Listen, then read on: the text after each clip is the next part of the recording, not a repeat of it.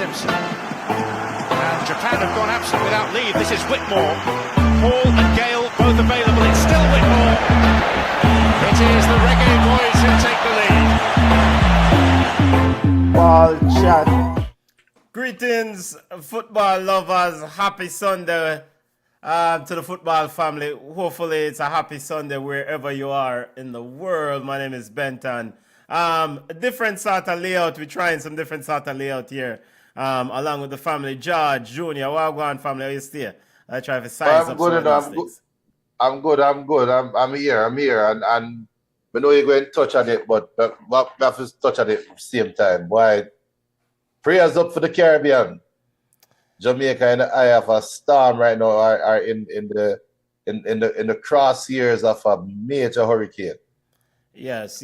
And there's no other perfect way to lead off today's show. I mean, at the end of the day, we kind of discuss whether we should have a show today with that's the reason why we didn't have a watch along earlier, because ultimately, we've been following the news closely in the Caribbean and in Jamaica, specifically around this Hurricane Melissa and the slow-moving hurricane. So it's very concerning, and it definitely has, we don't know. We lived through Hurricane Gilbert in 1988. So we have first-hand experiences of these things. So I mean, I just hope for the best. I mean, don't know, some who are praying family will send up prayers, of course.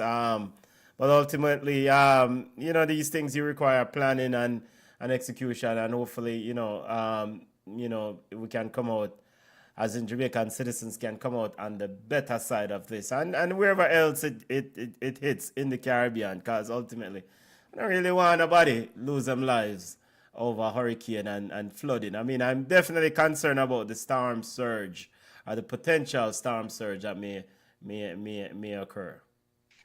I've been watching the videos online, and the one I've been watching the most that's been concerning me the most is the Flatbridge one, because we all know about Flatbridge and how storm surge, our inland storm runoff, and how that affect Flatbridge. And to me, that kind of symbolizes a lot of what the country is about to go through. And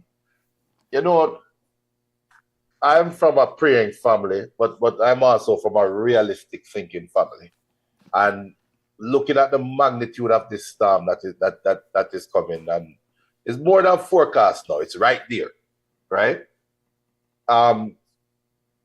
We just have to hope everybody, like you said, prepared properly, batten down the hatches, because I don't want to say no miracle that going to happen, but the storm not going to not show up, right?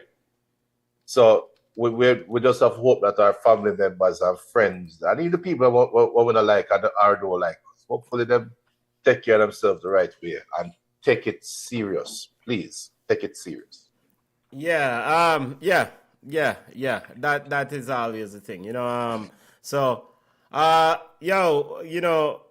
prayers up if you pray, or if you are non-prayer, and whatever you prescribe to, then hopefully, because a part of this thing is about fostering hope. You see what I'm saying, and knowing that you need some sort of hope walking through something that's dangerous, and hurricanes deadly. I remember in 1988 when the zinc roof blew off of the house.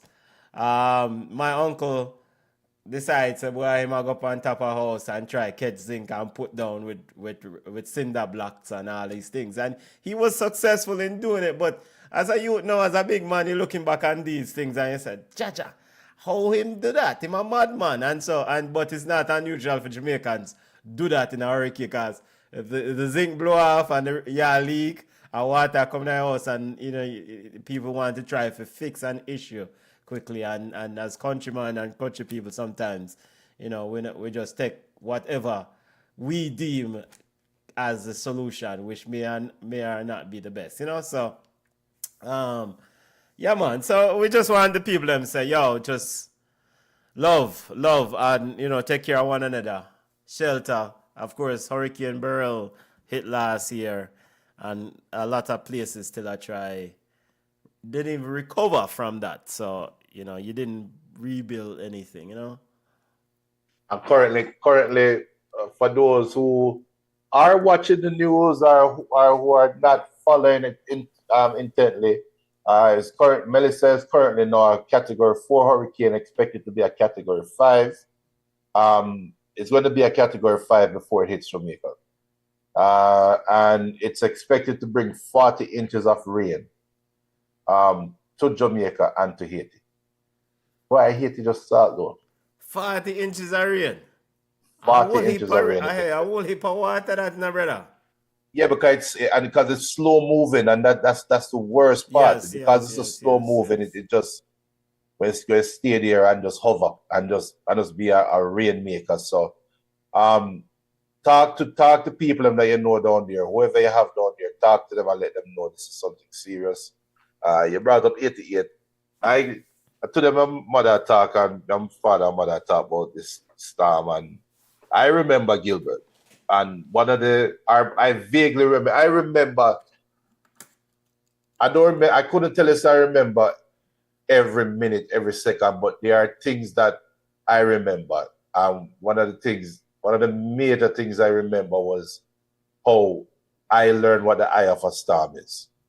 Because I don't know if it's the same for all of Jamaica, but the eye of Gilbert came over Portmore, where I was, at the end of the evening going to the night. And I remember when the eye came over and it looked like a regular day. I remember the outside just looked clear, calm, and everything looked good. And then you look over to the southeast or towards the easterly direction, you see the big black cloud them start come back right as it became dark. And that's all that to say. There's going to be an eye that goes over Jamaica for all those who never experienced it or thinks don't believe it. The eye is a calm, is a presence. The worst part of the storm is the tail. So when you experience the eye, the worst is yet to come. And I don't know, hopefully, with no electricity going to be gone, but hopefully you still have communications going on around the time, because that is when a lot of people got hurt, because there wasn't a lot of communication. So some people even thought that during the eye, the storm had gone and it was trying to recover, and that's when really people really are in danger. So just keep abreast. If anybody out there, if you're still in communication with people on the island, in Haiti, in Cuba, in Jamaica, tell them, just be smart.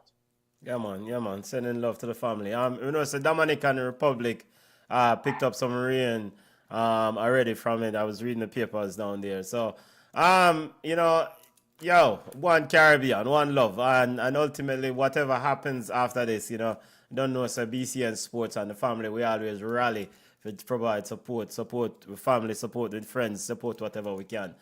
Because you don't know, I want love. And we know, I think there's a report out today. I saw a story where the ambassador to the U.S., I can't remember his name, Jamaican ambassador to the U.S., is already coordinating relief efforts, because ultimately, if it does hit, then you have to go start do the heavy lifting of kind of get back, things in the island. So, don't know.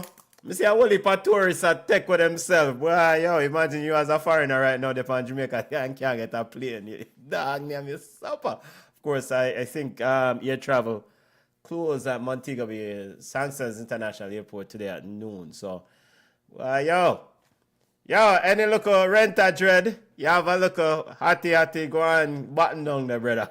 I work for your visa. All right, now let's get to the football show. Well, before you do that, BM says prayers up for his fellow Jamaicans. He also said every 37 years, Jamaica gets hit directly by a major hurricane. Hurricane Charlie was in 51, was a Category 3 when it made landfall. Hurricane Gilbert was a category 4 when it made landfall in 88. Ty Gill says that we're good on this one. The I gonna miss Jamaica, which is a good thing. And BM also said that's not a stat he's happy to report. Yeah. Wait, Ty Gill already have the I missing Jamaica one cause we have different projections. And all of these things are models, right? We don't really know exactly until it happens. Them can only use the data with them have and then try to make a prediction. And it making a huge turn based on the forecast.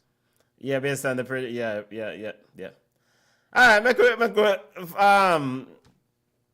stop delay the pain for Liverpool fans long enough. I get to the English Premier League.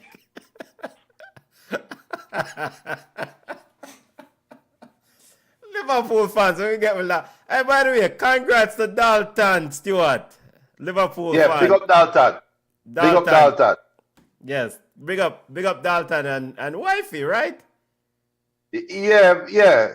But I like broadcast people things and unless them say if we don't put it on Facebook, but big up Dalton and big up wifey. We'll just say that. And then if that when Dalton forward and we get him permission, we can say, yeah, right. All right, somebody ping Dalton and tell him so we need him over here, so because we need to talk about Liverpool. All right, let's get to the show, family. Let's get to the show. Ball Chat Weekly. By the way, big up to all those who are joining us. Big up to all those who are online and wherever you are in the world. Welcome. New subscribers, thank you. And all regular, usual subscribers, big up yourself always. Big up. Thank you. All right, let's get to our weekly show. And El Clásico is front and center, Junior. We have to start off there. I know you have a lot to say about my baller. That will go nameless throughout the show. But Real Madrid. Which one? Because it's a couple of them. I don't know which one is your baller. I don't have any ballers this weekend. Okay. Ballers and bugs, send them on. Real Madrid defeated FC Barca 2-1 in El Clásico. Goals from Kylian Mbappé and Jude Bellingham. And Barcelona's goal came from Ferman Lopez Jr. Overall, was it a good football game? I mean, it's one of the most watched football games in all of football, but I'm tired of this ball game. It gets a bit annoying to me now.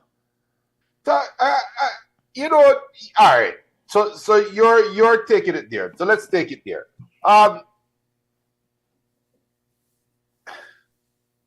Is it that we're getting old? And are we getting too old now where we start over-analyzing?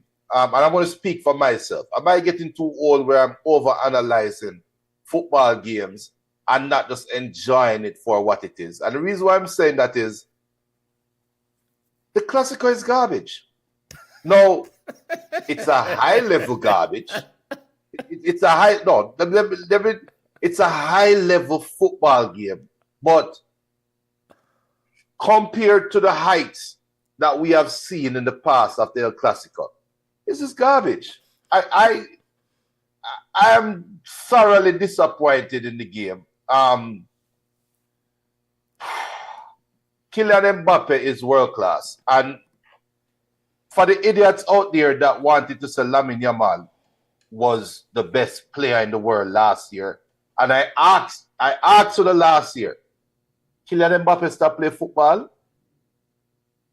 Come to the front of the table, please, because the Mbappé is showing now who he really is. And it's not a fair statement I'm about to make about Lamine Yamal. However, he has been put on this pedestal and he is not living up to that hype right now. Granted, he's 18, he's young. It is unfair. However, I am willing to argue that Barcelona did not do as well against Real Madrid today like they have done in the past, more because Rafinha wasn't present. And that's a big statement. So the game had its ebbs and flows. It was wide open. It was high energy, high octane, good quality football. But we're wrong with Clásico. But we used to seeing moments when if you on that day, 'cause I don't really have a dog in the fight, but if I on that day is a Real Madrid supporter and I see Leo Messi do something, me clap Leo Messi. Or if I on that day is a Barca fan, I'm gonna say Cristiano Ronaldo do something. I'm gonna say hats off to Cristiano Ronaldo. Today I'm watching, they were just like, yeah. It's more hype. I was happy to see Rivaldo. And that pissed me off to bed that. Why the hell you have Rivaldo by ESPN English and he's speaking Spanish? And the poor announcer. He's speaking Spanish or Portuguese. I wish one must speak Spanish or Portuguese. Well, I don't know. He was speaking a different language. And the poor announcer talking English, talk to him in Portuguese or Spanish or whatever, then respond to the responses, but then translate to us. Rivaldo. But no, Rivaldo can't talk English. Rivaldo wicked. Yeah, man, go away, man. I better than bring it. Why don't I bring in Ronaldinho? I don't know if I'm going to fit in that camera, Junior. Wow. Whoa, wow. We can't call it what it is. The ball put on some weight, some pounds, or kilograms. Ronaldinho, come on, brother. And yeah, a man can do whatever he wants. So do your thing. My apologies. I'm not tell you what to do, but the ball just out. Yo, now I'm gonna get down the road there. But my baller, Ronaldinho. Cha-cha. As back to this particular game, the El Clásico. By the way, send on the ballers and bugs. Boy, Arsenal must have do well. Big up Heraldo Hiens. Almost Christmas. A long time in the hearing from Heraldo. Big up yourself, family. Heraldo with baller. Gunners shooting through the window. Pop, pop, baller. Big up yourself, Heraldo. And Bugs, West Ham, Melissa. We don't want to give Melissa a bug, because we don't want Melissa mash up the place. Yeah. Well, I'm going to Melissa some respect. I'm going to tread lightly with the Melissa bug thing and call Melissa out her name.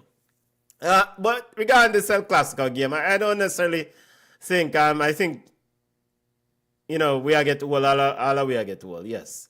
What me I try avoid is that I don't really want to get into the grumpy old man when we criticize everything. And so, me understand that there's a time and a space for every group, every player, every team, in the terms of different squads in this Barcelona Real Madrid rivalry. It is what I can't use yesteryear standard for vet today's El Clásico. I have to kind of look at them in a vacuum, so to speak. And with that being said, the only thing is that this ESPN Plus and ESPN ownership of El Clásico now, our rights of TV rights thing, you get inundated with a whole heap of extra camera angle and this extra analysis and sideline this and that. I just want to watch a ball game, and sometimes I think it's oversell. Of course, it's a big money thing potentially for them, and they might try squeeze everything out of it. But I think sometimes the football game gets lost in the fanfare of it is, because traditionally it's a big ball game and the players them definitely deliver on that day.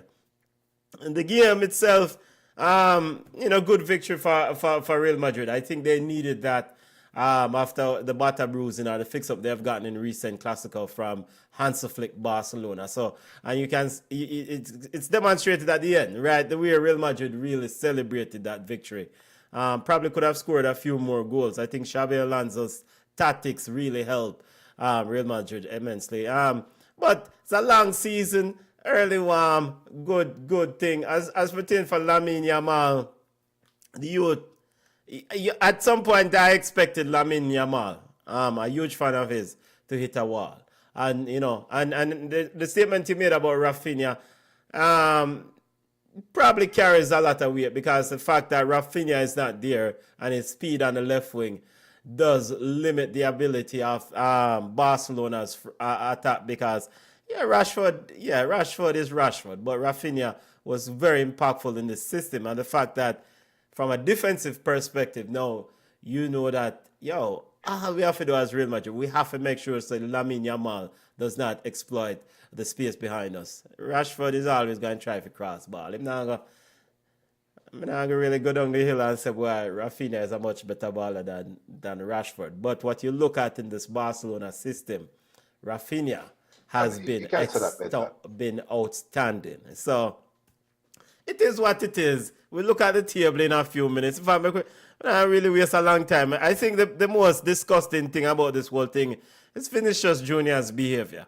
I think at the end of the day, it's just, I'm tired of Vinicius, brother. I am tired of him. I'm a fan of Vinicius. I can acknowledge that Vinicius is somebody who contributes heavily to his team.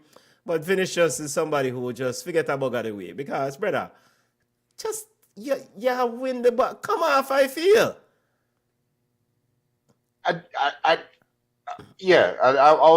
was going to light a fire of Vinicius, but I give Xavi the biggest ratings though, because it was like water down a duck's back.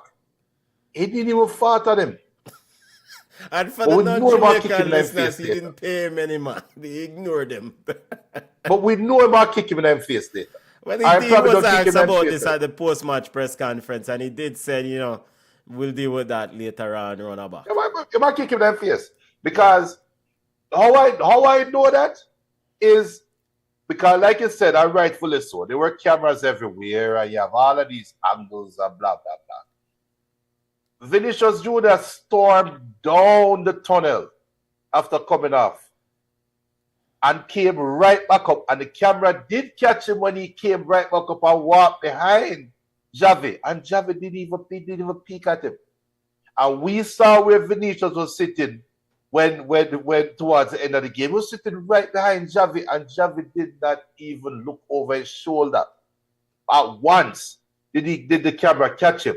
And I think Vinny did even the worst thing, worse than what his reaction to being subbed off, was his reaction at the sideline to cause the sideline bust up. And again, Xavi did not fart at him. Yeah. Xavi more went over to Militao. Militao? I think so. I think it was Militao, yeah. Militao went over to Militao and pull him and give him a hug and say, yo, go on. But Xavi the player, Xavi the on-field general, came out today as the coach. So I think Xavi, I wouldn't say he outcoached Flick, because Hansi Flick theoretically couldn't interact with the team. We know he had a hand in the game. But man, Xavi coach, man. Talk about theoretically. I think Flick would have made some adjustments. There's nothing that happened with Barcelona that Flick not have hands in this ball game today. He drop everything. He did, but I think Bellingham, we normally see Bellingham playing extremely high, right? Yes. And I think Barcelona came prepared for a high-playing Bellingham. And Bellingham today played like a pure number 9 and number 6. He played like a pure box-to-box midfielder. And I think that caught Barcelona off guard. I think the Tchouaméni, Camavinga, and Bellingham in the midfield completely outmuscled Pedri and Frankie de Jong. They couldn't handle the physicality in the midfield. And I think that was the ball game right there. That right there was a ball game. I agree. And I think Hansi Flick would have made some on-field adjustment if he had the opportunity. Going in at halftime, you still felt like Real Madrid, they were still flirting with giving up the game. But as the game wore on, you saw, I saw Xavi's fingerprint on the game, where you saw Carlos' fingerprints on the game last year, the year before, which caused Barcelona to beat them. This year, Xavi basically said, look, I am not taking the foot off the neck, but not giving up the midfield, and I'm not giving up the pressing, and I am going to keep my foot firmly down your throat. And that's how the game played out to me. Regarding the Vinicius Jr. Actions after being subbed, Xavi Alonso was asked this at the post-match press conference. He said, quote, "Let me focus on beautiful things, good things. We did great, and Vinny was a big part of it. We'll talk about his reaction for sure in private," end quote. So he's pretty much just saying, I'm going to focus on the good things at the conclusion of this ball game at the post-match press conference. But me and Vinny have got a whole reason after around the corner. Yeah, the space, and this is something. Xabi Alonso was not just brought in to kind of get the best out of these high-price transfers.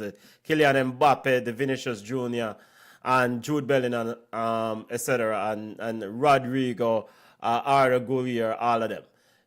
But he was brought in, I think he was given the freedom and the license. Do what you need to do to bench people to get a cohesive unit rolling. And you see that with his decision making, right? Late in the game, when Barcelona was pushing forward, he had no apprehension about taking off all of these players who are not willing to run back and defend.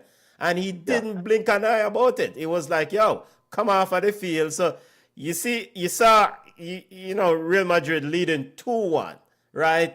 And then you're taking off some of your so-called lethal weapons, the Vinicius Jr., the Kylian Mbappé, the Jude, the impact players that you say, you might need an extra goal. But you say, you know what, you guys are not defending on both sides of the ball. On the other side of the ball, come off of the field and come all a seat. And that, we didn't really see a lot of that under Don Carlo, right? Yes. Don Carlo continued the same thing about, yo, leave them on it. No, come on. And I think... And of course, what happened, with Don Carlos' tenure at the end, because of the failures, gave, Xabi Alonso that license now for and his success with Bayer Leverkusen gave Xabi Alonso that license to do whatever he needs to do to make this team back to the royal whites or the big side, as, Madrid's fans want. So, good victory, but again, we'll see how this goes about it.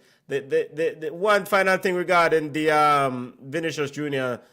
Thing, I think Real Madrid fans and Real Madrid hierarchy will tolerate it as long as them win football games and trophies. Now, we know when things go sideways, that will when them say, all right, okay, time to move on, I don't think so. I think the problem that they face with Vinicius Jr. is he's still young. His value in the market is a lot higher than his playing. So you're not going to find a suitable team to come in and say, I will take Vinny off your hands. He's not an aging player that's about to retire. He's still young. I would argue Vinny hasn't even reached his prime yet. So with that being said, them have a long journey ahead of them trying to fix what is going on with him. Because they have to fix it. It has to be fixed. And I think Vinny have some come to Jesus moments to occur. La Liga table as it stands after the victory today. Barcelona is in second place. It was a big game for Barcelona and they couldn't win it, but Real Madrid leads the table, of course, as usual. These two teams run this league with 27 points. Barca second, 22 points. Villarreal in third with 20 points. Espanyol fourth, round out the top four with 18, and Atleti in the fifth spot. It's a bit interesting. Atleti is kind of roller coaster side. Valencia, Real Oviedo, and Girona rounds out the table are sitting at the base. Junior, there was a big game yesterday with, I think it was Herona and Real Oviedo. Real Oviedo, yeah. Yeah. Ended what, 3-3? Or I think Real Oviedo won the game. All right, it ended 3-3. Yeah. It's a back and football game. And It was that a crazy game. It was a crazy game. all right. Any other thing you want to highlight from La Liga before we step away from this league? You talk about a roller coaster. I mean, Atletico Madrid. Why Cholo like time up, you know. I mean, but if there's ever a coach that can do the great escape, is Cholo. The way how Real Madrid and Barcelona is flying, though, I think the La Liga title race for Atletico Madrid is done. But watch them for the Champions League spot. I think let's see if they have another run in them. Still early, but you don't want to fall that far back. Yeah, I don't see them running. I mean, they're running Champions League, but they're not win. Definitely not win. All right, and mind you, this is the same Atletico Madrid that ran Real Madrid off the field earlier this year. And Arsenal ran them off the field. And then Arsenal turn around run them off the field. and they haven't been back since they can't run off the field. All right, now to the English Premier League football family. One of the leagues that we focus a lot here on Ball Chat Weekly. Big weekend for Arsenal Football Club in the English Premier League in that they won, and the other title contenders, Junior, suffered defeats. Manchester City, Liverpool. I don't classify Man United as a title contender. Chelsea suffered defeat, but would you say Arsenal is the winner of the weekend in the English Premier League? Without a doubt. And you know who else won this weekend? In a weird kind of way? Pep Guardiola. How so? And Sir, I'm going to explain, and Sir Alex Ferguson. And ultimately Jurgen Klopp. This is the reason why. And I started earlier by saying maybe I'm getting too old, right? And my outlook on football and watching the media and how they interact with the sport, and with us doing Ball Chat weekly, actually doing football shows twice a week, because we also have the halftime show on Wednesdays. We don't want to get oversaturated with the sport, where it's only 9 games gone in the season. It's what, a 30, 36, 38 game season or something like that? We're going to play 9 games. Granted, games. So almost a third of the way. A quarter of the season. Yeah, about quarter of the way through. Yeah. We cannot react to every game like it's the end of the world or it's the Big Bang and we're starting a new run. We can't react to every. Well, we have to take each game at its own merit, but also put it in the grand scheme of things.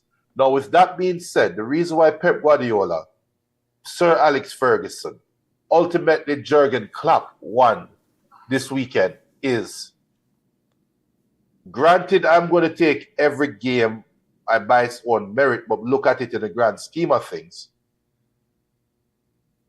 Arne Slot is getting exposed. Arne Slot is not a good coach.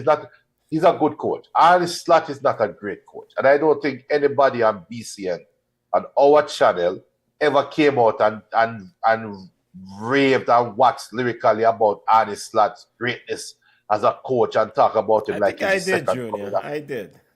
Well, Benton, slap yourself. Because Arne Slot we'll get to Arne Slot in a few minutes. Well, that's what we're talking about. Because Arteta, who people threw under the bus, threw him out, run the bus over him many times, stood fast in his belief, took the time to build his team, and regardless of how the games turn out, regardless of how Arsenal not winning the season, not winning a trophy every year, they still have an identity, and they still have a way of playing, and they still have a mindset. I am now questioning Liverpool's mindset. They had an emotional start to the year this year. And very unfortunate incident. And there was an emotional start. Last year, they basically played off the Klopp hype. And the data is starting to show that to me because Virgil van Dijk, Mo Salah in a quiet kind of way. I think Virgil van Dijk is more the one up front. He is more the more boisterous leader. I think the data is starting to show that Liverpool is being player led and not coach led, because these moments where we are right now is the time when you want to see the coach lead. And I said that, and we're not talking about Arsenal. I am seeing Arsenal right now being led by Mikel Arteta. I am seeing Arsenal right now finding ways to win games that they were drawing last year. I am seeing Arsenal right now having an identity that is exactly what Mikel Arteta is.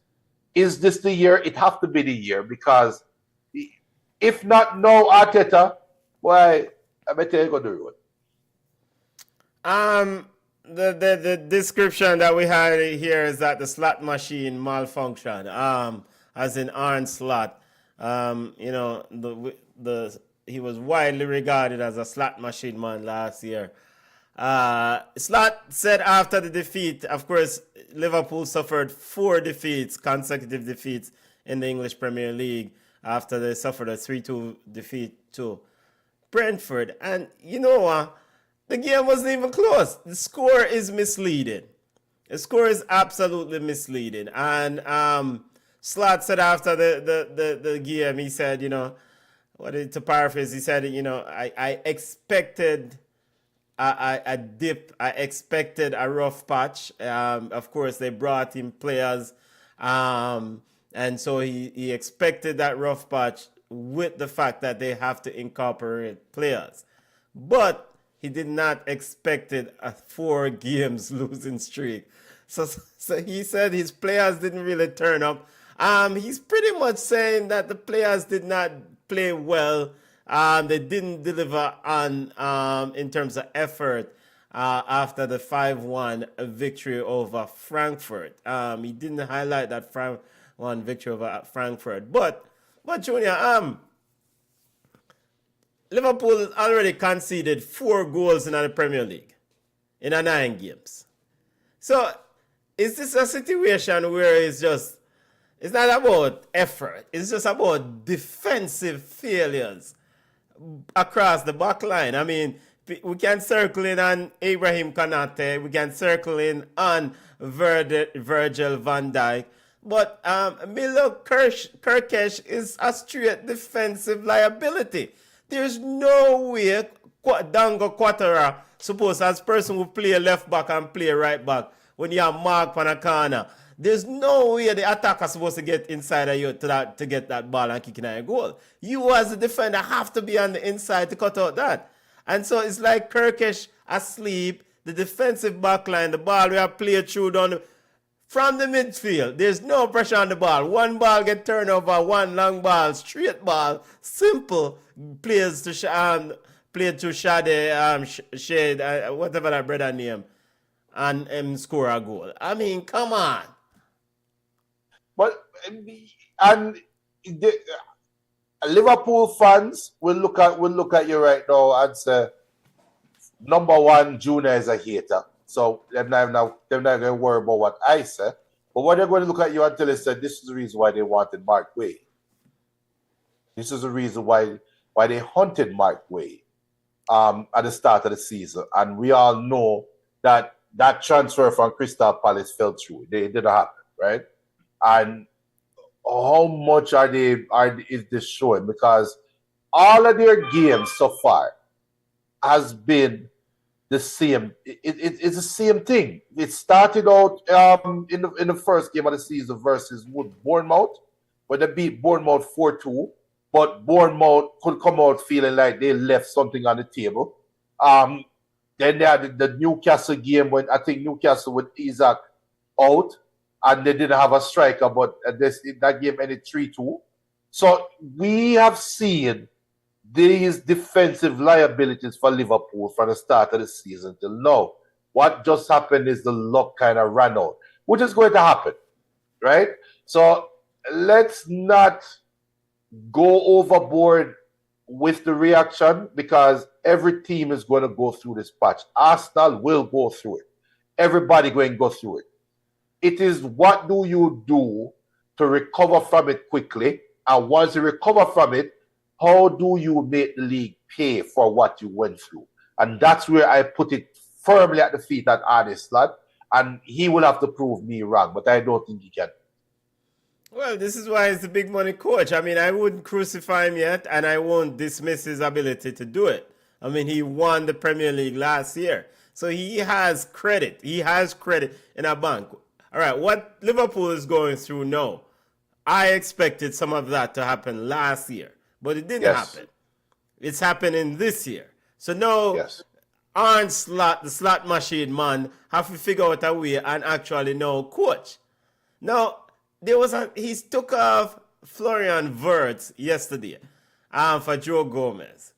And the Brentford fans sang, "What a waste of money." And they don't know one of the big things about English football is that the ability of the fans, the opposing fans, to come up with these songs instantly and then start clowning you and make jokes off of you is really something to hear. You know, it's really special.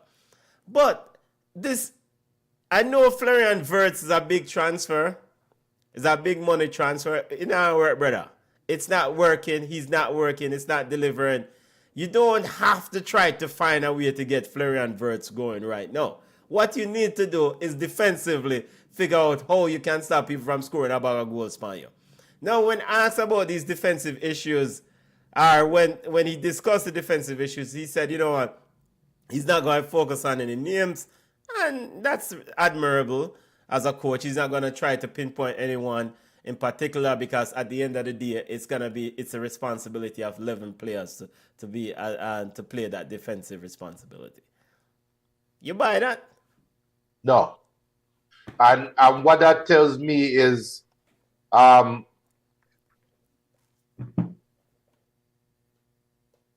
Slot was praised. I praised him last year for coming in and not upsetting the apple cart.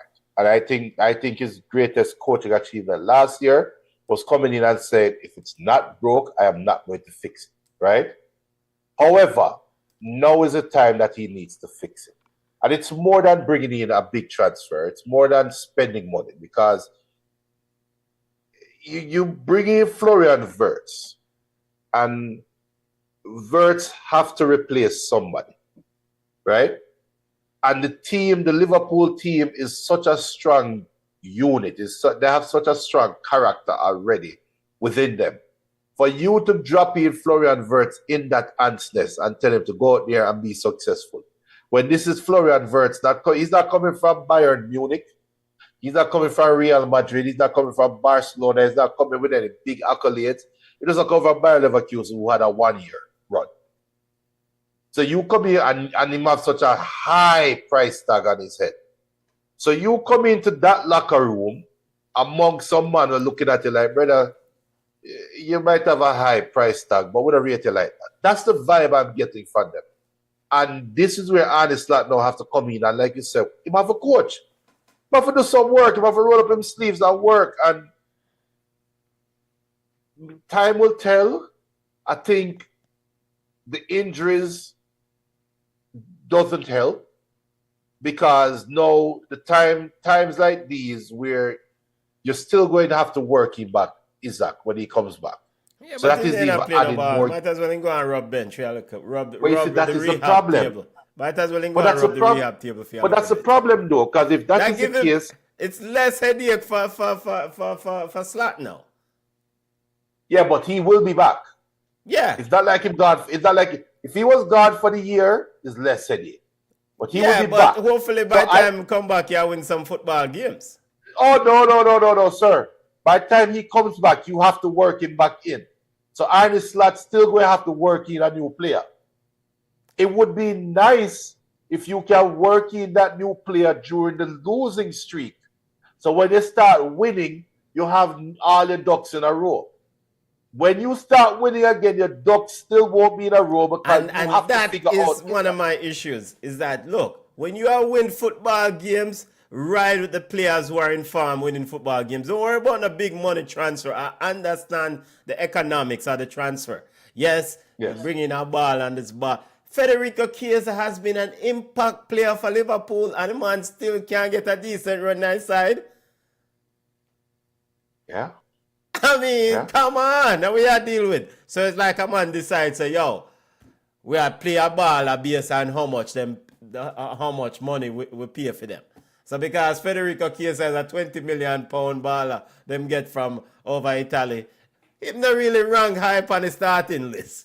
Is a price tag starting level we are work with. Well, let's not abstain. Let's not write honest out of the blame game, because he might be the reason why the high money was spent to bring in these players, and he needs to incorporate these players. Maybe some players that he has on his squad right now, he doesn't want on the squad. So he could be the one that's creating this problem. You have Mohamed Salah. Chiesa is a clear plug out, plug in. I can look at Federico Chiesa and say, yo, just one more year. Just sit tight, build up your that resume, but build up your style of play, build up your confidence without the pressure of leading Liverpool right now, right? But when you bring in, it was clear. Isak, yes, you needed Isak. That I think Alexander Isak is a no-brainer transfer. You needed to replace. I don't know, and I'm an Isak fan. And no, hear me out. I know you make up your face, but this is return on ROI, right? Return on investment. Right? It's too early to talk about Yes, ROI. I agree. It's too early to make that decision and make that conclusion. But what you abundantly saw is Hugo Ekitike. We saw it firsthand. Hugo Ekitike, a cheap baller, came in and instantly had an impact. The way the saga back and forth with Isak. Isak needs to come forward, come play some ball soon. He needs to come play some ball and have a significant impact soon. Because the amount of headache and problems that Liverpool went through to get this player, he needs to come deliver, because they ignored a higher need era, a defensive era, because in the pursuit of trying to get Isak. Now, granted, a man might say to me, well, the man them can walk and chew gum at the same time. But clearly they couldn't, because they couldn't pull off the defensive transfer to get Mark Gueye, get another good defender. And a man will tell me, well, them sign Leone. Leone is a pitney. All right, you need a stable defender, and I think. And unfortunately, he's out for the year, right? Yeah, so Isak needs to come play some ball and play some ball soon.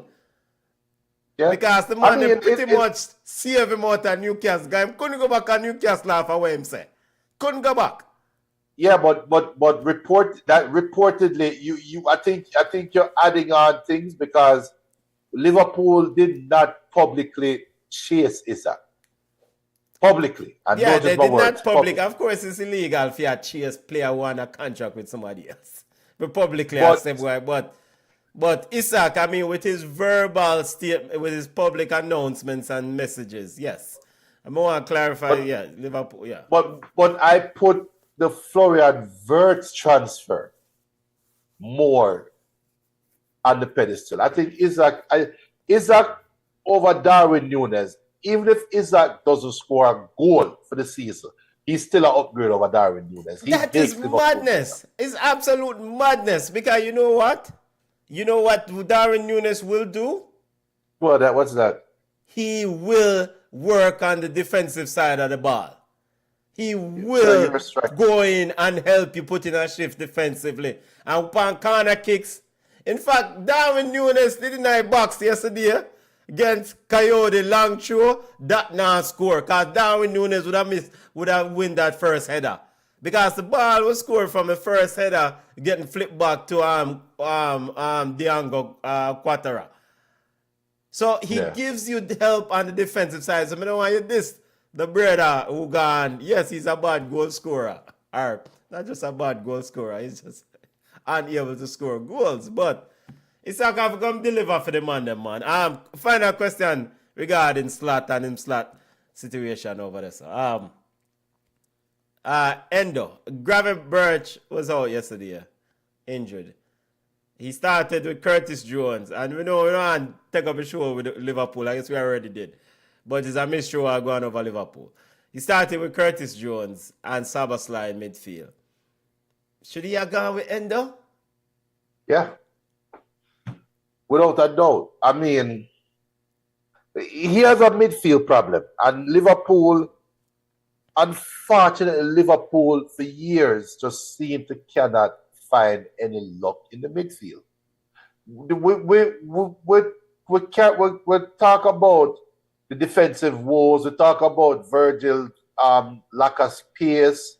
We talk about the Konate's brain farts. We talk about all of those things. But at the end of the day, Liverpool is getting ripped apart because of the midfield, and they just seem to can't get a solution.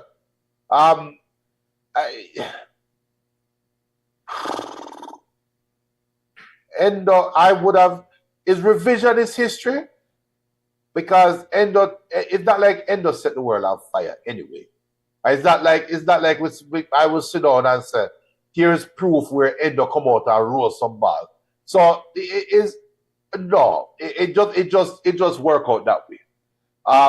Maybe, but a part of your job as a manager, you as a coach, you have a depth chart. He is the next in line in the 6th position. Mm-hmm. So if he's not good enough to start because your 6th guy injured, Gravenberch, so why you have him? True, because Curtis Jones is more attacking minded in my eyes. Them on the soft like soap, brother. Yes, you leave Szoboszlai by himself. I mean, no, granted, the end of slow enough, but yet he is the next. No, but Szoboszlai's slowness is the different. It's not even slow. It's not speed slow. It's reaction slow. Jordan Henderson did not like an old man. Don't muddy up Jordan Henderson's name, because he's been playing excellent since in that Brentford unit. Yeah, but he did not look like an old man against Liverpool. All right. He didn't. And that is the problem for Liverpool. And you know what? We need to take over ourselves, but we want to give ball of the week to Jordan Henderson, ball of the week to Brentford, ball of the week. And we need to get through some of the comments. But you don't know, we always reason about football loudly and thing and drop different things.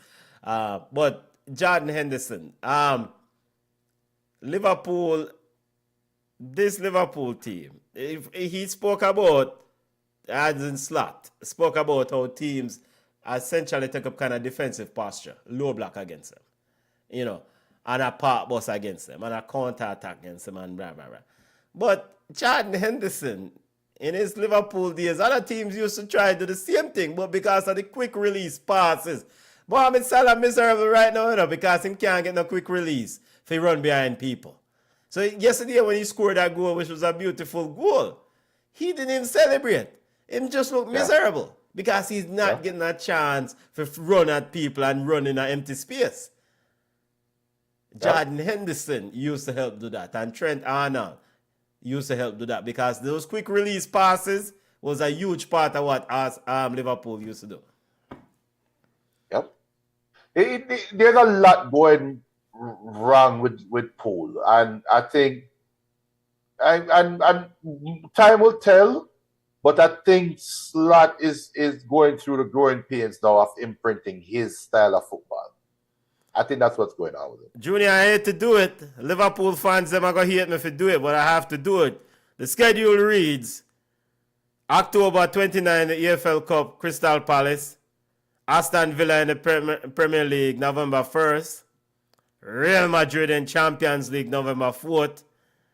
Man City in Premier League, November 9th. When Liverpool win a game, brother? Oh, come on. And this is the best schedule for them, because Liverpool doesn't have a talent problem. They have a chemistry problem. And nothing fixes chemistry problem like adversity.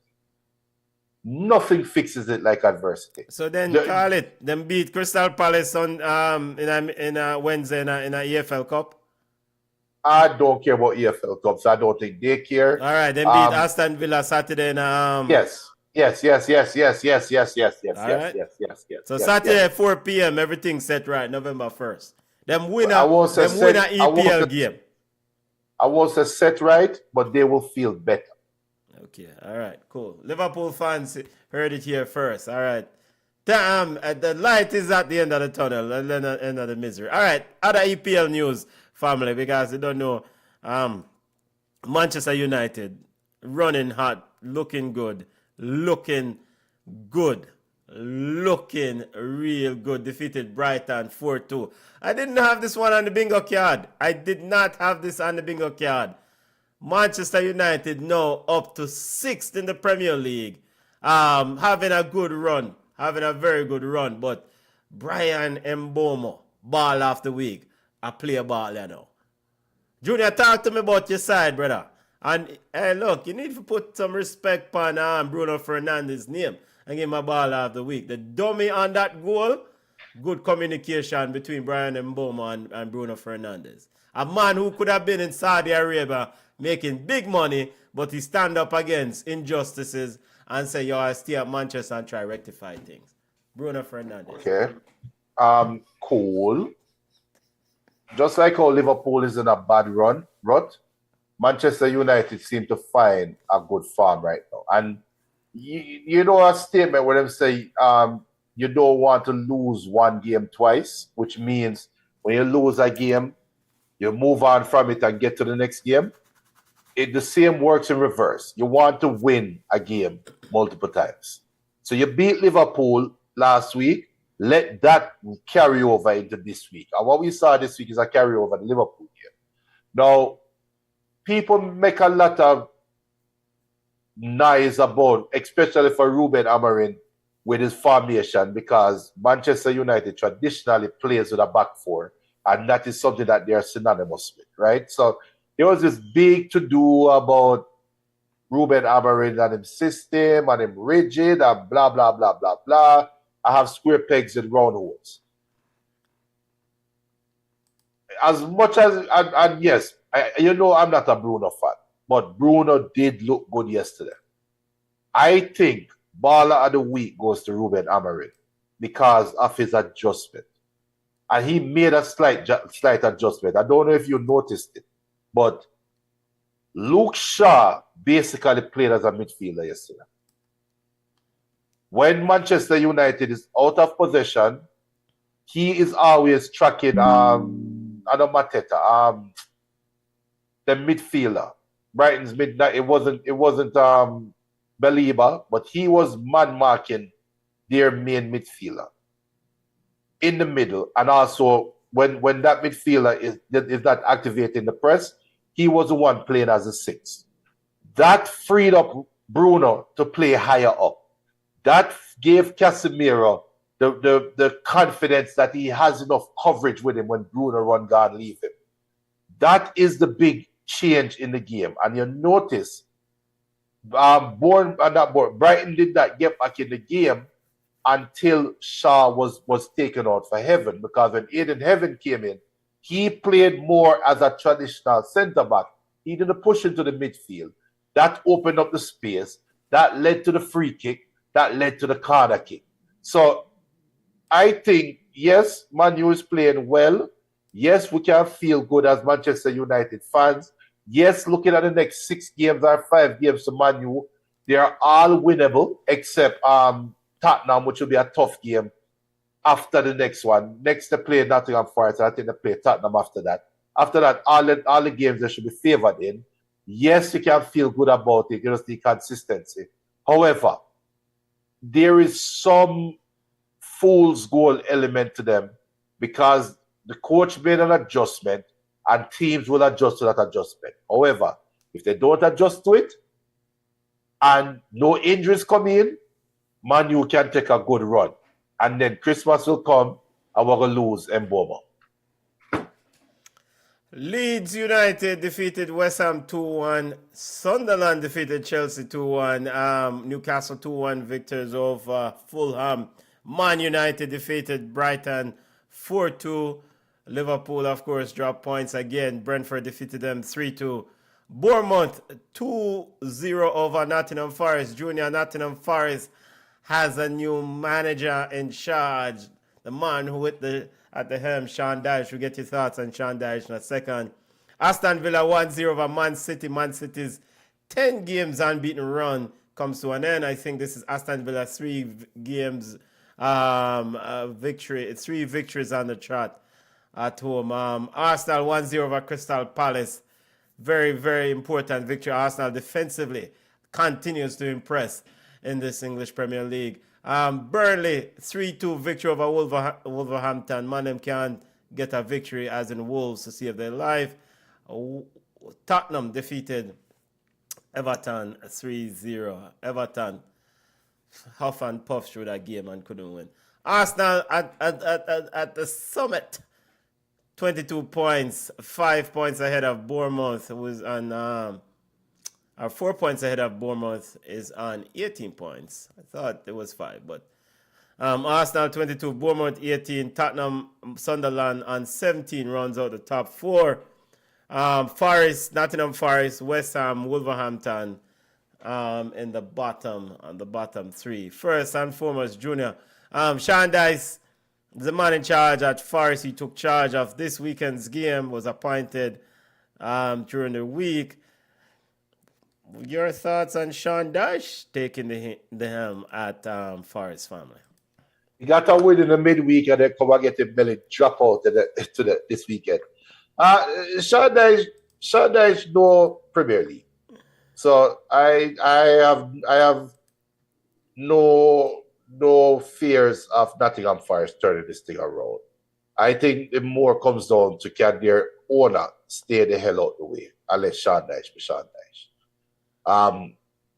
Because I'm saying it now, they are going to surprise Man U next week. I don't think they're going to beat Man U. It wouldn't surprise me if they beat Man U, but they're going to surprise Man U next week. That's how highly I think of Sean Dyche. And I hope we lose every game. After what he said about Vincent Kompany last year, talking about... Well, that is true. How did he get that job? Oh, I guess he... What he said, he failed up or something like that on Top Sports. Yeah. Nottingham Forest fans and Sean Dyche, I hope to lose every game. So you're rooting for Man U next weekend? I'm not rooting for Man United. I hope both teams lose. But let's see. That's not possible. But, I wouldn't mind if Sean Dyche, man. Because you don't bad mind a person getting a growth. So because Sean Dyche decided to bad mind Vincent Kompany, I'm going to go ahead and bad mind Sean Dyche. Because I have no problem judging and bad minding dirty people. Yeah. Other things from the English Premier League before we move on, family. So, since you're going to be petty, can I be petty? Go ahead, Junior. Why not? It's after 6 o'clock. So, whose fault is it now? For Jadon Sancho, who are we going to blame now? Is it still Ten Hag? Are we blaming Ruben Amorim? Are we blaming Manchester United? Who are we blaming now? Because they did win, Junior. They did win. Aston Villa did secure the 3 points. But he did come on as a sub. And he got subbed off in the 76th minute. And he wanted nothing to do with Unai Emery.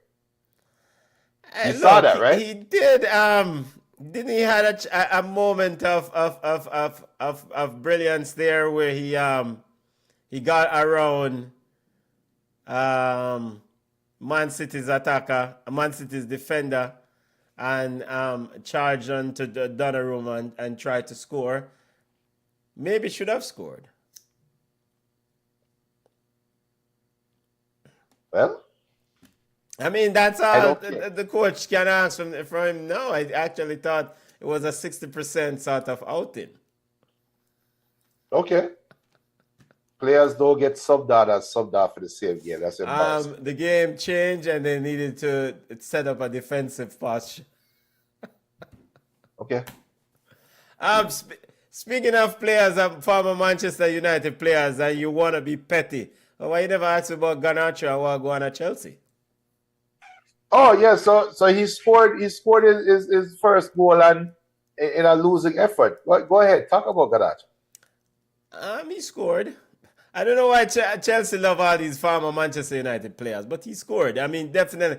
This is another thing where this emphasis of trying to incorporate players who probably don't need to incorporate, brother. Work with what you have already. Exactly. Work with what you Thank have. you. So I thought you were being petty towards Man U. I guess you're being petty towards Chelsea. Okay, no, work with what you have. But ball of the week to Sunderland. We cannot discredit what Sunderland is doing. I mean, and Isidore and as leading the line for that team. We cannot discredit. There are some strikers in the Premier League, no-name strikers, for lack of better word.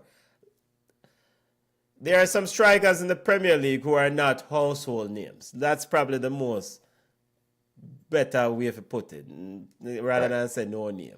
They're not household strikers, but they are making an impact for their teams. Thiago at Brentford, Isidore at Sunderland.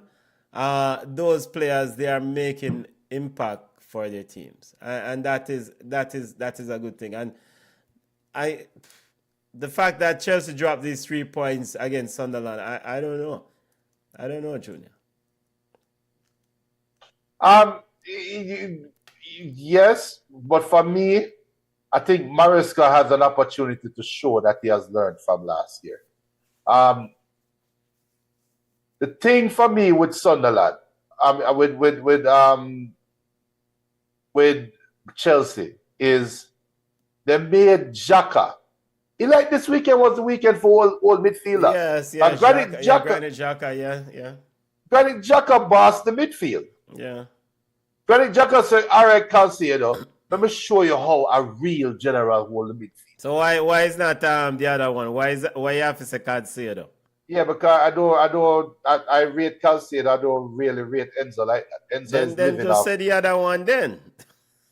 No. Calciado, it will be disrespectful to Xhaka to bring up Enzo Fernandez. Calciado is the one that was running hot for the whole season so far. Enzo has been smooching off Calciado's production, but Calciado has been the straw that stirred Chelsea. Junior, that's a World Cup winner, Enzo Fernandez now. Yeah. Okay, cool. Chelsea is sitting in the 9th position in the English Premier League. 14 points from 9 games. Esteval.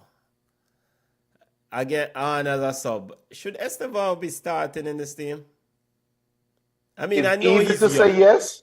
It is easy to say yes, but then who is he going to start over? Garnacho or Pedro? Well, hell, Garnacho. Garnacho can go rub it. Who is Garnacho? I better you say that, B. I mean, who is Garnacho? I mean, Pedro Neto has flourished on the left. Why not put back Pedro Neto back on the left and put Esteval on the right? See that there's a lot more going on in these teams than what meets the eye. And maybe my mother that take me. Maybe me just don't understand some things because I don't understand some of these decisions at all. It seems to me Esteval has been impactful. Now, granted, maybe there are other things that I am unaware of while going with Esteval. But he has been impactful. Pedro Neto has been impactful on the left wing. But yeah, try squeezing this brother Garnacho about. Come on, man. Any other news before we leave the English Premier League, family?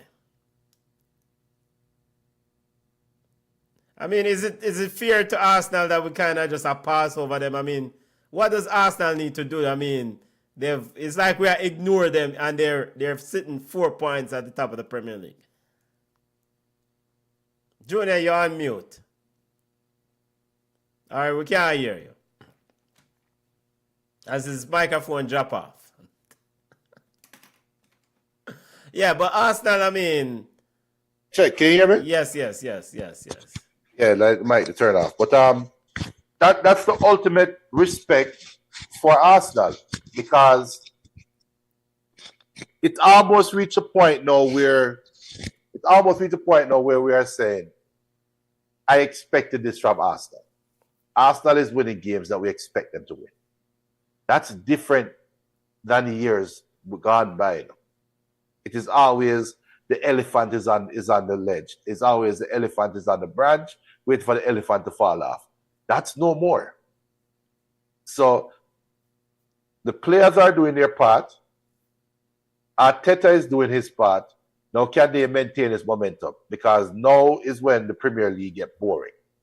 We only talk about games in the Premier League right now when a game goes against conventional wisdom or conventional thinking, right? And that's where Arsenal is now. Arsenal is now where they are expected to win. If you are not in the top three, you're expected to lose to Arsenal. It's no big deal. So it's more respect to them than that. I mean, notice for Arsenal, I win games, countryman quiet. No more Yeah, countryman Arteta good. under the bus. Him good. Countryman Sean good now. Sean quietly. You know what Sean doing? You know what Sean is like? Sean is like he's like the old school teacher that them don't praise you. Them only cuss you when you do bad. You when you do bad. Yeah. So that's a prevalent mindset in Jamaica. Yeah, because speaking of a mindset in Jamaica, teacher them, you remember you used to have Tiki and you have Wrong Bag, right? Mm-hmm. We have a teacher, Miss Johnson. When you get Junior, you were saying an important story and then you might drop off again.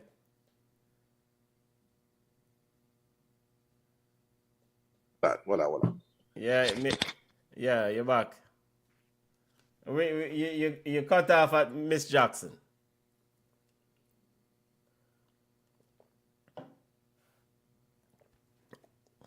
Now, by the way, apologies. Please accept our apologies here at BCN Sports. Yeah, all right, man. Miss Johnson. Yeah, you know? So, Miss Johnson will give you one line fair check if you get the answer right. Yeah. But if you just say wrong bang, I want big X. Big red.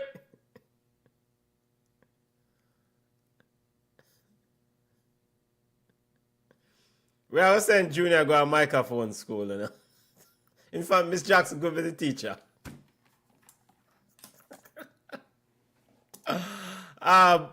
Yeah, but Arsenal, no, Junior, your microphone drop out.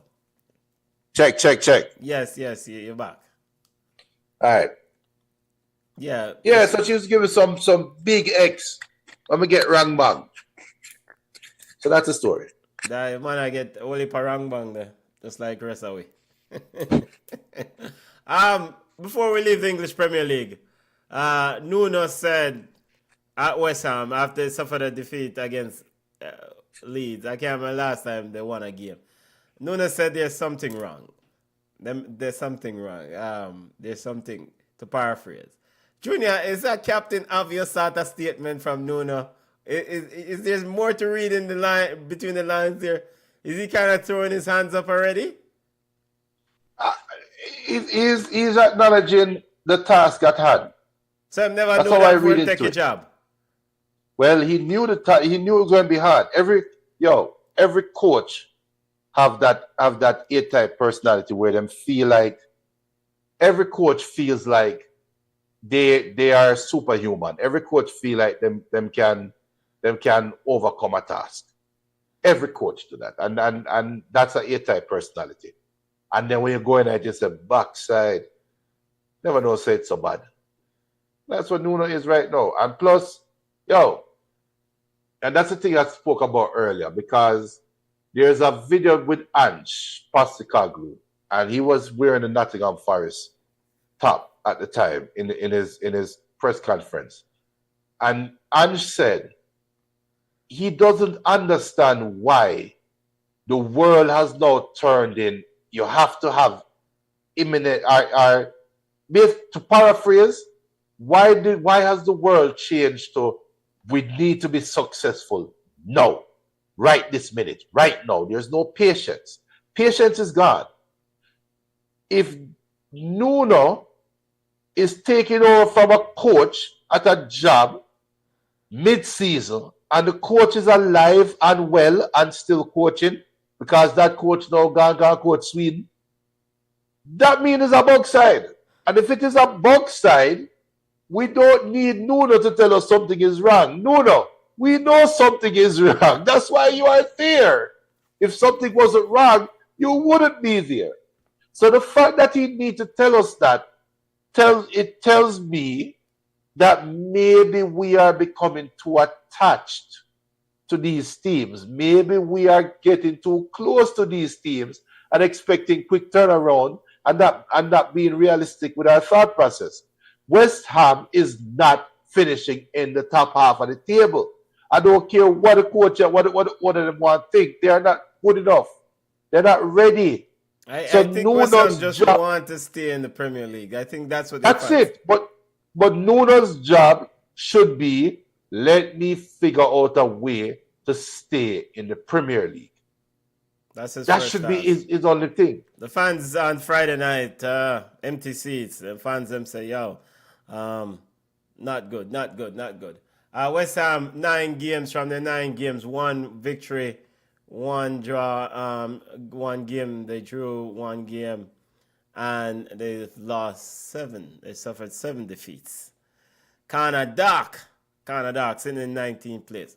All right, that's it for the English Premier League roundup. Quickly before we touch some yard ball news, Junior, Inter Milan played Napoli over the weekend. That game ended in victory for Napoli. Napoli defeated Inter Milan 3-1. Big statement victory for Napoli here in the Scudetto race. I mean, that victory sends them back at the top of the Scudetto. Yeah, but the stench of the PSV 6-2 is still there. The funny thing about this is that the thing that I found is probably the biggest storyline other than the defeat is that the bust up or the argument afterwards between Antonio Conte and Lautaro Martinez. I mean, the man them cuss out one another. I mean, Lautaro Martinez pretty much said that, what he said, Antonio Conte is still a SH head. What he said? Let me make sure I get the right thing, because I don't want to misrepresent that he said. You're still, no, he says you're SH fill blank yourself. Antonio Lautaro Martinez said to Conte. That's his former coach, by the way. Right. So there's still bad blood there. No, and I hate to make light of this thing. All right, Argentina international was spotted pointing at the Italian manager and making a gesture as to say, you are still a SH blank blank yourself in response. In response, the Napoli manager said, quote, wrap your laughing gear around this, end quote, and just said to Arge, his testicles are his crotch. And that's good old Scudetto drama. Yo, Antonio Conte, you're a big man down the leg of them schoolboy fitnessing thing. He acts like he's a player. Why? You're representing Napoli Football Club, Bridget. But that is how I mean, you're not good for marketing products to children. And I you know what? I think Antonio Conte don't give a damn. I think he really don't care. Antonio Conte, and this is what Napoli, this is why Napoli kind of, as much as they're winning, they still seem like a team on a knife's edge.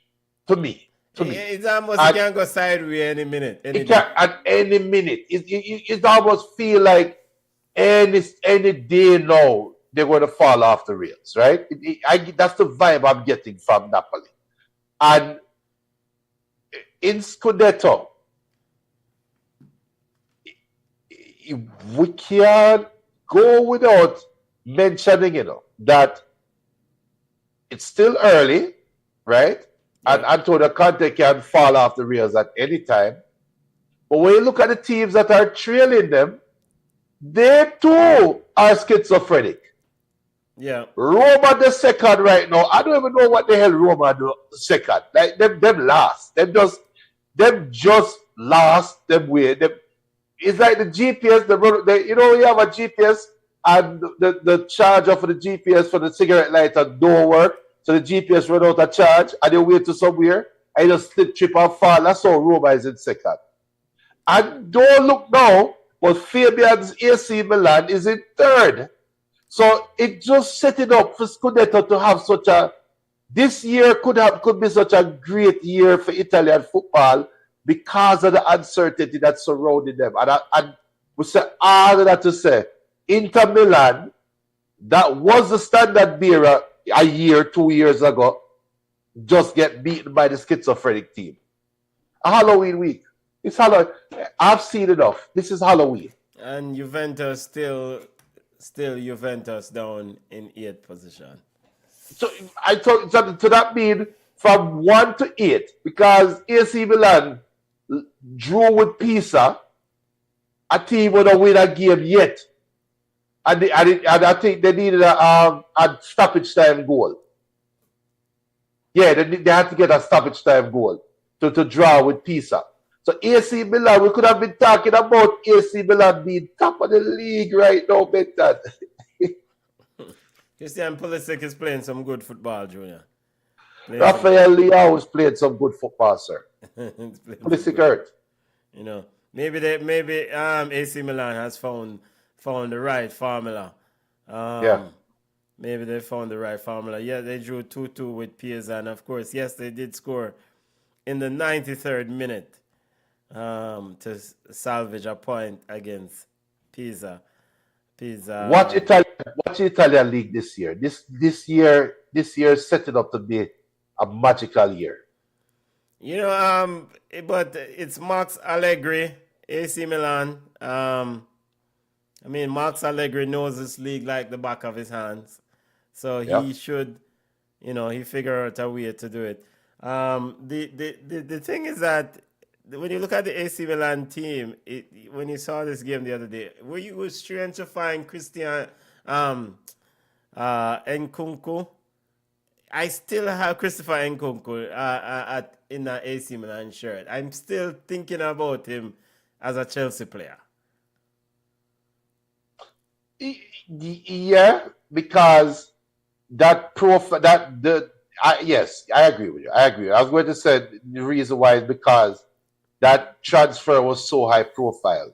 Yeah. And failure.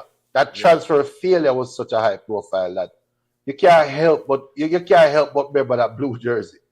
Yep. Napoli at the summit in the Scudetto.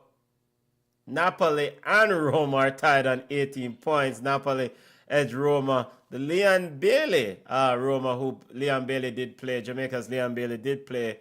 Got some valuable minutes on Friday in that game. Gasparini is doing the business at Roma, Junior. Don't sleep now. He's doing. But we know Gasparini did well with Atalanta, right? So Roma picked up a 1-0 victory over Sassuolo. We know Gasparini is a good coach. And who knows? I wouldn't sleep on Roma. But yes, it's unusual to see them in a second place. But I think when you have a coach like Gasparini, what he did with Atalanta, you do expect at some point some returns on that investment in him at Roma. Yeah. I agree. All right, so Napoli at the helm, Roma, Milan, Inter rounds out the top four. And of course, Fiorentina, AC Piazza, and Genoa is at the bottom. All right, Yawd Ballas report before we go my way out. By the way, big up to Shepherd's News of LM. Big up yourself. BM says, bug of the week, Vinny. He's very unprofessional and childish. Bug of the week, Yamal for running his mouth before the big. Yeah. Yamal have to take some chill pill, brother. He have to take some chill pill. But they haven't learned because you see how Carvajal approached Yamal and went like this to him after the game. Like this, the brother stop running about. Frankie de Jong now come out against Carvajal talking about him shouldn't do that. Man, shut up, man. Ball of the week for BM is English Zidane. Jude Bellingham Jr. The English Zidane. And we move. All right, over to Jamaican Football Report, and we'll start off with Jamaican Football Report with the Reggae Girls. Reggae Girls getting ready for a friendly game. Of course, Jamaican football on pause right now with the whole situation with Melissa, Hurricane Melissa. But the Reggae Girls are in Trinidad. Reggae Girls team is in Trinidad. The Reggae Girls players will take on and team will take on the Soca Warriors on the 28th. The team, Rebecca Spencer, Sidney Snyder, and taking on the Soca Warriors in a friendly game. Defenders are Tiana Harris, Chantel Swaby, Alison Swaby, the Swaby sisters, Tiffany Cameron, Kanya Plummer, Gabriel Gill. Midfielders are Jelia McPherson, Atlanta Primus, Israela Groves, then Denisha Blackwood, Adam Olcombe, Oliver Said, Malcolm Vian Sampson. Forwards are Kayla McKenna, Natasha Thomas, Jody Brown, Shania Hales, Nigeri Butts, and Kalisa Kiki Van Zanten. Important game for the Reggae Girls. To get some valuable minutes, Junior. Yeah, but And the game my worry is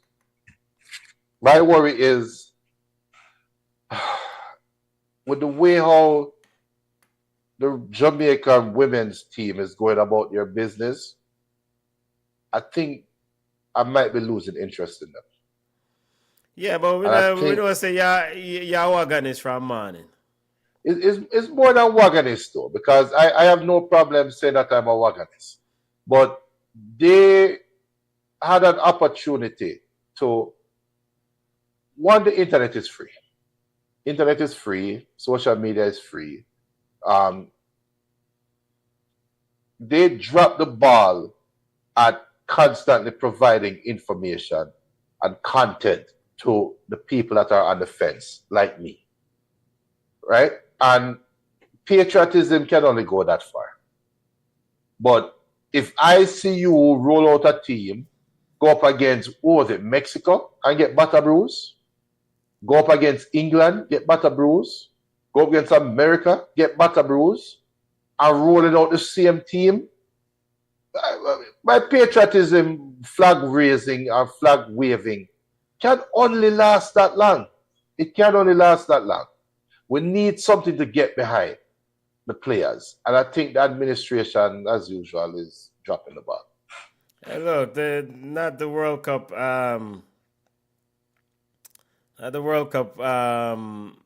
Yes, I'm talking about the World Cup. Twice World Cup qualifying administration. Yes, I'm talking about them.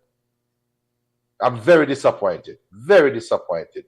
Love Kanya Plummer, but it's time she move on. It's time we move on to another defender. We really can't find nobody better.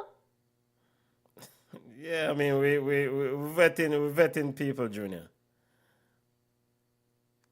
Trinidad and Tobago squad, I mean, of course, they are trying to figure things out, but they have a nice blend of players. Looking at this Trinidad and Tobago squad and the game, Angus Eve was the coach, and he stepped down. Of course, Angus Eve did coach the men's team for a while. You know what? If I can find a stream and if I'm available and I can't find a stream, let's see, I might do a watch along. Trinidad and Tobago squad, Nicolette Craig, Kerry Myers, Tanisha Palmer, because we're all over the Caribbean.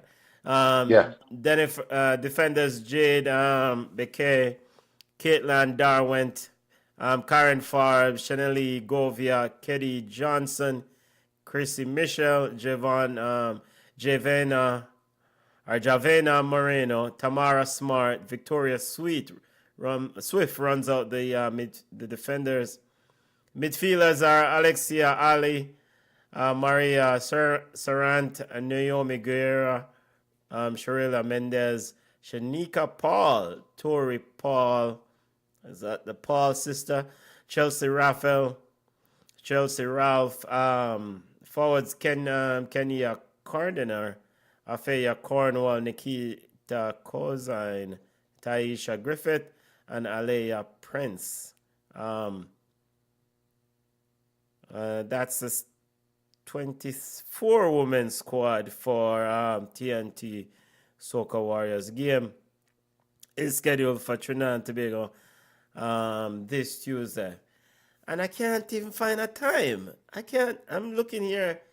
I can't find a time what time the game I play. It's a BMC. I understand Junior's point. The Reggae Girls are an afterthought for most Jamaican fans, especially now that the Reggae Boys are in the midst of World Cup qualifiers. Yep. Funny enough, the Reggae and you Girls... just underscored Benton by highlighting, can't find a time. Yeah, I can't. Yeah, I can't find a time. I'll tell you this, everything. ESPN Are you able to find a time? I'll tell you in a second.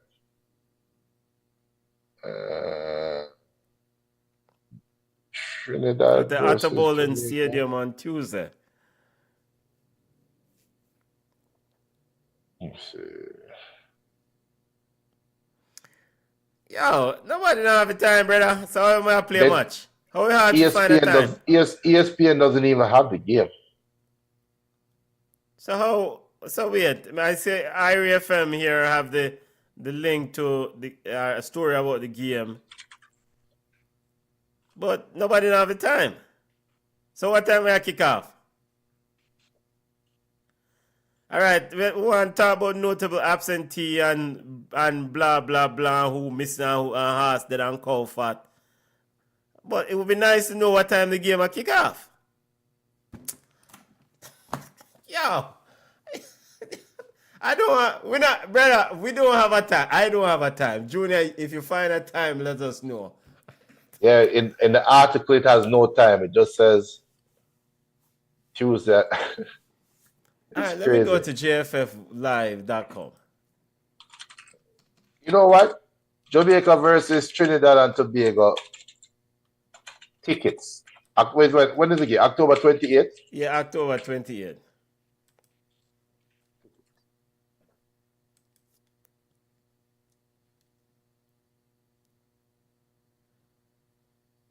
Oh, but we have Reggae Boys game and time full loaded and sent up on the page, right? Reggae Boys versus Curacao, November 18, 8 p.m. National Stadium. Okay, we have time. All right, good. Do we have time for the Reggae Girls game now? No? Because I go over here, so I'm going to sit on time for Reggae Girl. Last time the Reggae Girls page update, August 23rd. Bronny Shaw creates history. What in the world? Yo, you know I'm going to take up myself. Yeah, I'm going to go my way out, yeah, man. Yeah. I should not be a search to find a time I want to give my player, Bridget. This is embarrassing. So you can't blame fences like me, no, for this. Yeah, but I think they might take my loyalty for granted. BM says the Reggae Girls don't help themselves by being distant from the fans. They give the impression of being aloof. Yes, and it's very difficult because they are female athletes, and female athletes they have to protect themselves. Unfortunately, because you have unscrupulous individuals out there with bad intentions, but them for the better, man. Them for the better. We'll see if we can get some Reggae Girls on the program, because I big up Mariah Gray. Yes, Pastor Mariah Gray Jr. Big up Pastor Mariah Gray, who came on the show during her playing time. Big her up every time. Yeah, big her up every time. In fact, you know, I want to see a thing from her, you know, I mean, probably I need to give her a buzz, you know. Because like she had to do some work, she gone to Africa to do work, you know. But it comes to the territory. What did I just do? I did something and just mess up the entire screen. Oh, there we go. Yo, this is why I'm not have novice around the show now. All right, before we take ourselves, Reggae Boys U17 team drawn in Group G, trying to make it to the U17 World Cup. They're in Group G with Canada, Jamaica, Aruba, and Cayman Islands. Next year, 2026. So as we get closer to this competition, we'll give you more update. But the winner of the group automatically will go to the World Cup. So it's an important thing for the Reggae Boys, young Reggae Boys, if we can find a way to make it to this U17 World Cup. Group A, Mexico, Trinidad and Tobago, Barbados, St. Martin, and St. Martin. The Dutch side and the other side. Group B, Panama, Nicaragua, Guadeloupe, Anguilla, Dominica. Group C, Haiti, Guatemala, Antigua, Barbuda, and Grenada. Group D, Costa Rica, Puerto Rico, British Virgin Islands, Turks and Caicos. Group E, United States, Dominican Republic, St. Kitts and Nevis, St. Vincent, and the Grenadines, the Vinci Heat. Group F, El Salvador, Curacao, Cuba, Belize. Group G, the Reggae Boys, Canada, Jamaica, Aruba, Cayman Islands. And Group H, Honduras, Bermuda, Guyana, Suriname. Junior, any word on this U17 tournament? The Reggae Girls, Reggae Boys, talking about Reggae Girls. I walk which side, we don't have any information. I think I did saw something about it. I thought Butler had them last time, right? Butler did what? Is that Ultimate Butler coaching them, right? Yes, Ultimate. You know, so when you say Butler. Yes, it looked like the same thing from the BM says it would be a miracle if we qualify. Yeah, that Canada, in that Canada group, it's I mean, we have to accept certain things that Canada, they're ahead of us. They're ahead of us in this thing. That's enough time for Goma Yawd. Tournament schedule for February 3rd through 12th. And the location,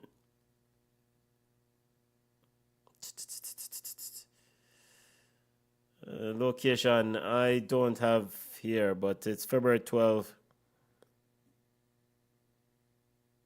I want to say the Caribbean, like CONCACAF U17 World Cup qualifier the tournament. I did a whole heap of research, but some things I left out. All right. February 3rd to the 12th, the tournament will take place. U17 CONCACAF World Cup qualifiers. Again, we want to give a shout out to the Reggae Girls as they get ready for Trinidad and Tobago on Tuesday. Don't care if Junior and Badman, the ladies, are not. I will still support the Reggae Girls That's fine with me. Till I have enough. That's it, family. Big up to the family. Again, we want to emphasize the importance of safety and taking care of yourself and each other during this potential hurricane. Don't know. Be safe out the road, family. Be safe, prepare. Have to. Yep. Have to. Big up to all listeners. Time for Goma Yawd. We'll drop some cricket videos in the coming days. Probably tomorrow again. We'll drop some more. And, check out the videos that we have dropped regarding the review of Australia versus India, ODI series, West Indies, Bangladesh series, blah, blah, blah. All them things there. More and more. More content coming. Big up to BM. Big up yourself. Have a safe week, family. And all listeners, big up to all the people over on Facebook. Later, Wednesday. Bless up, family.